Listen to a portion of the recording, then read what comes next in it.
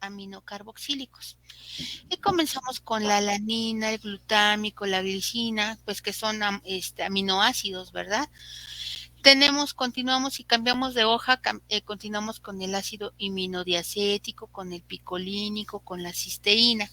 Y después viene en la página 387, aparece el EDTA. Y aquí aparecen todos sus primos, es toda una familia. Está el DCTA, el DTPA, el EDTA, el EGTA, HEDTA y el NTA. Todos estos que terminan en TA son parientes del EDTA. Obviamente el más ocupado por nosotros es el EDTA. Y nos vamos a la tercera columna, donde está el EDTA. Esta columna está dividida a su vez en tres. Déjenme, me voy a mover de hoja para explicarles. Ajá, hay una columna que dice K, dice KML y está en el centro. Hay otra columna que está a la derecha que dice KMOHL y aquí arriba hay OH. Y aquí hay una columna que es KMHL y aquí arriba hay H. ¿Sí los están ubicando? Sí. Ok, vamos a buscar, todas estas son logarítmicos, son valores logarítmicos. Vamos a buscar al zinc. El zinc aparece en la página 387 porque vamos en orden alfabético. Entonces, ¿ya encontramos el zinc? Ya. En el caso del zinc, este valor no existe. En el caso del zinc, aquí dice 16.5 y en el caso del zinc, aquí dice 3. Ajá. Hay dos constantes.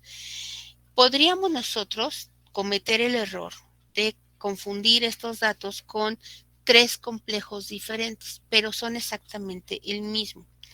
Ajá. El complejo en cuestión siempre va a ser el del centro. Esta constante la vamos a interpretar como el valor del pKc. Lo que en otros libros nos reportan como el valor del pKc. En el caso de la columna izquierda,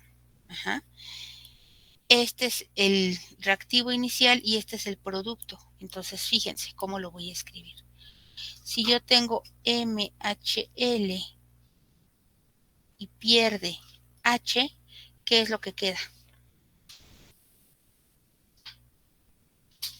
ML. ML. ¿Sale? Como este es una partícula que se pierde, ¿cómo se le llama a las constantes donde el H es la partícula que se intercambia?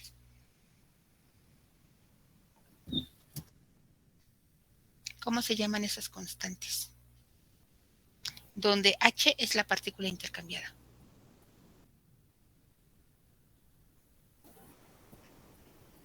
Constantes de disociación.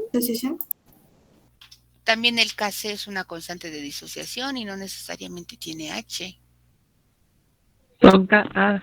Son Kas y como es logarítmica, esto corresponde a un valor del pK, pero es el mismo complejo. Ajá. Si tú te fijas, este es el mismo que está aquí. Ajá. Y en este caso no existe, pero si lo tuviera, sería algo así. MOHL que pierde OH y te forma ML. ¿Cómo se le llama a las constantes donde OH es la partícula intercambiada? KB. Como son logaritmos, entonces esto es un pKb. Entonces, los complejos con este tipo de ácidos pueden ser capaces de comportarse como un ácido o pueden ser capaces de comportarse como una base, ¿sí? Entonces, siempre el dato central va a ser el Kc o pKc y los datos que están acá son pKa y pKb. En este caso no tenemos pero si ustedes revisan la tabla, sí hay varios iones metálicos que tienen el pKb, por ejemplo, el aluminio, el cromo 3, el cobre 2, el hierro 3, el mercurio 2, el escandio 3, el torio 4, tienen valores de pKb. No todos lo tienen, pero sí hay metales con esto. Entonces, esta información la voy a colocar en mi escala, en una escala para una especie generalizada que va a ser, va a ser zinc Y. Este complejo metal-liganto, ay, ¿qué estoy diciendo? Ya tengo hambre, niños. Metal-ligante,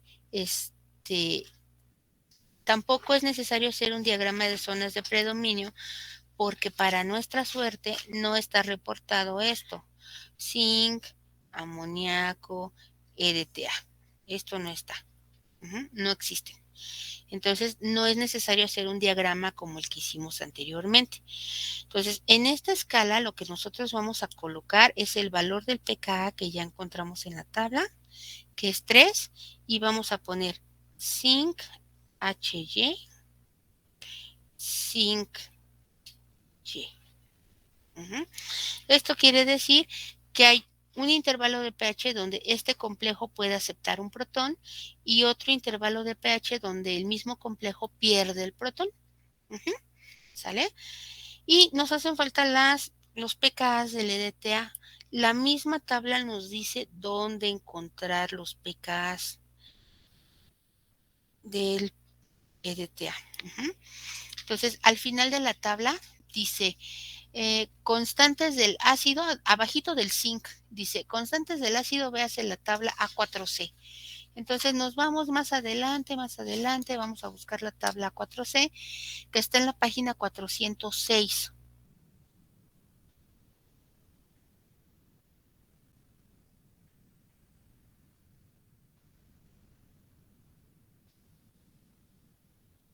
¿Ya ubicamos la página 406?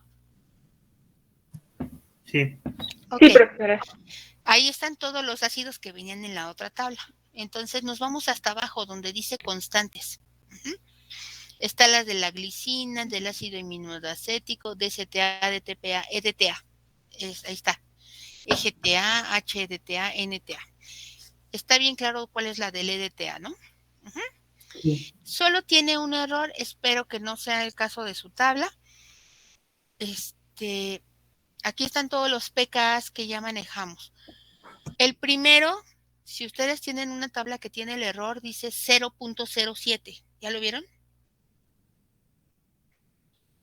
Sí. ¿Ya lo explicaron? Ese valor es incorrecto. Vamos a corregirlo, táchenlo y le ponen 2.07. Ese es el valor. El siguiente pK es 2.75. El siguiente pK es 6.24. Y el último pK, perdón, es el de 10.34.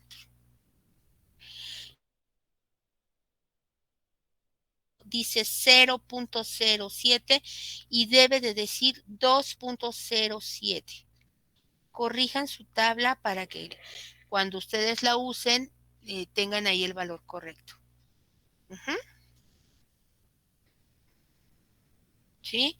¿Cuáles son las especies de EDTA? Pues es H4Y, como ya estamos acostumbrados a usarlas, HY, H3Y, H2Y, HY y Y. ¿Sale? Y aquí me va a hacer falta una escala para poder construir el diagrama que viene. Les voy a explicar qué escala me hace falta. En un intervalo bastante amplio de pH, la especie de zinc va a tener amoníaco. En el momento que estas especies, cualquiera de las dos, reaccione con el EDTA, ¿qué va a pasar al formar el complejo? En el momento que el zinc reaccione con el EDTA y forme el complejo, ¿qué le va a pasar al amoníaco? El amoníaco va a salir, va a ser desplazado, ¿sí? El zinc va a soltar a los amoníacos para poderse ligar con el EDTA y formar el complejo. Entonces, estos amoníacos y estos amoníacos que están aquí tienen que quedar libres y el amoníaco en función del pH sí cambia. Entonces, aquí voy a utilizar una escala auxiliar, la voy a poner en otro color, una escala auxiliar que me va a servir para balancear cuando el amoníaco quede libre. Y esa va a estar en función de su pKa que ya hemos manejado, que fue de 9.25. Donde tenemos, ion amonio, amoníaco. Ajá. Todas estas se pueden considerar P de amoníaco menos 0.18. Ajá. Excepto esta, porque yo no puedo amortiguar el amoníaco en amoníaco. ¿Estamos de acuerdo? ¿Sí? Esta simplemente es una escala auxiliar para que cuando yo tenga que balancear los amoníacos, yo sepa si lo balanceo con ion amonio o lo balanceo con amoníacos libres. Entonces, este ya va a ser un diagrama más sencillo, porque solamente hay un complejo, esa es una gran ventaja, no va a haber dismutaciones, pero tiene muchos intervalos de trabajo.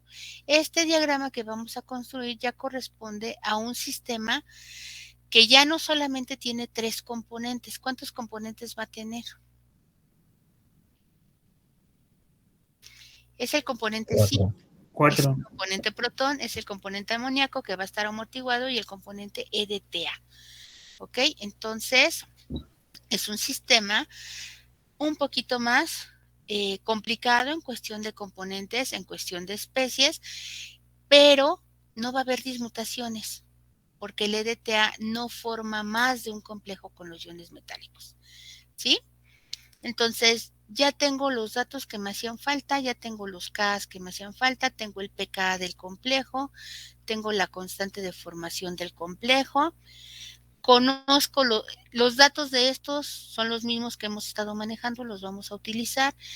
¿Cuántos intervalos va a tener mi diagrama que voy a hacer? ¿Recuerdan cómo les dije que sabemos el número de intervalos? ¿Qué tenemos que contabilizar? ¿Qué contabilizamos para saber cuántos intervalos vamos a trabajar? Los pKs. Los pHs en las escalas, ¿no? Entonces vamos a contarlos. 1, 2, 3, 4, 5, 6, 7, 8, 9, 10, más 1 son 11. 11. 11. Ajá, entonces van a ser 11 equilibrios representativos, pero solamente un equilibrio generalizado. Esa es la ventaja. Les doy 15 minutos de descanso, váyanse a tomar agua, a estirar las piernas, porque vamos a regresar a trabajar este diagrama a doble amortiguamiento. ¿Ok, muchachos? ¿Les parece si regresamos 11:16? Sí, profe. Sí, maestra. Sí, Ok. gracias, profe. Apago mi micrófono.